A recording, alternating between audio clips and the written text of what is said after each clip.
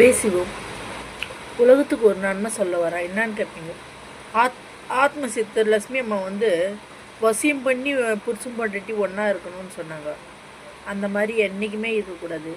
வசியம் பண்ணி ஒன்றா இருக்கிறது வந்து ஒரு வாசனை துரையம் மாதிரி. என்னையுமே வசியம் பண்ணக்கூடாது. புருஷன் பொண்டாட்டிக்கு வசியமே இருக்கக்கூடாது.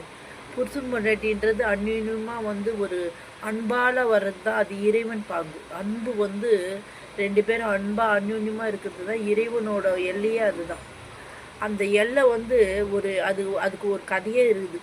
அந்த எல்லைக்கு ஒரு கதை ஒன்று சொல்கிறேன். ஒரு குடும்பம் வந்து புருஷன் பொண்டாட்டி ஒரு 2 குழந்தை இருந்தாங்க. இது உண்மையாக நடந்த சம்பவம். புருஷன் பொண்டாட்டி ஒரு 2 குழந்தை இருந்தாங்க. அந்த 2 குழந்தை அவங்க கடன் தொல்லையில் நல்லா ஆடம்பரமாக இருந்திருக்கிறாங்க. அவங்க கடன் தொல்லையில் வந்து முழுகிட்டாங்க. அப்போ முழுகிட்ட பிறகு எல்லாம் வந்து துன்புறு பண்ண ஆரம்பிச்சிட்டாங்க. அப்போ வந்து புருஷன்காரர் என்ன பண்ணிட்டாரு, இப்போ குழந்தைங்களாம் குழந்தைங்க பொண்டாட்டி எல்லாம் தூங்குகிற நேரத்தில் இவர் போயிட்டு சூசைட் பண்ணிக்க போனார், இறக்க போனார். அப்போ வந்து புருஷன் வந்து இப்படி இருக்கும்போது பொண்டாட்டி தூங்க மாட்டாங்க. எப்போவுமே அன்பாக இருக்கிற பொண்டாட்டி தூங்க மாட்டாங்க. அவங்க வந்து கையை பிடிச்சிட்டாங்க. இப்போ வந்து ஏங்க இந்த மாதிரி பண்ணுறது நியாயமா அப்படின்னு கேட்டார்.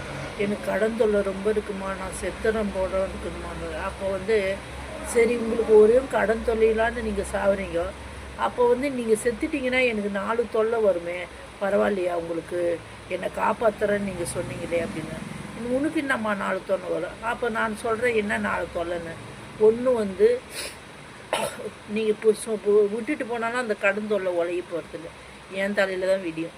2வது 2 குழந்தைங்களை பெற்றுக்கு உலகத்துக்கு கொடுத்துருக்கீங்க, அதையும் நான் தான் வளர்க்கணும்.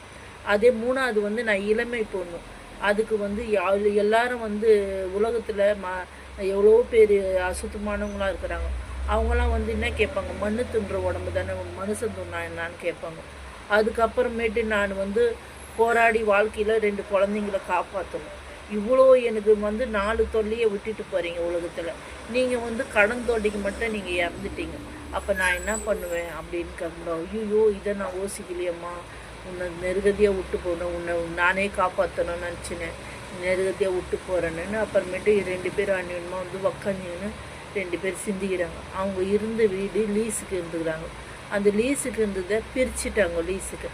அப்புறமேட்டு காலில் கூட சாட்சிக்காரர் கொண்டு வந்து சண்டைக்கார காலில் ஒயிலான்ட்டு அந்த லீஸுக்கு பிரிச்சுட்டு அவங்கவுங்க வீட்டில் போயிட்டு காலில் விழுந்து, அம்மா இந்த மாதிரி உங்களை தொல்லை பண்ணாதீங்க, நாங்கள் 1 வருஷத்தில் 2 பேரும் உழைச்சி கடன் இப்போ இருக்கிறத எடுத்துக்கணுன்றோன்னா அவங்கள வந்து ஒத்துக்குனாங்க. ஒத்துக்கின பிறகு இவங்க 2 பேரும் கடுமையாக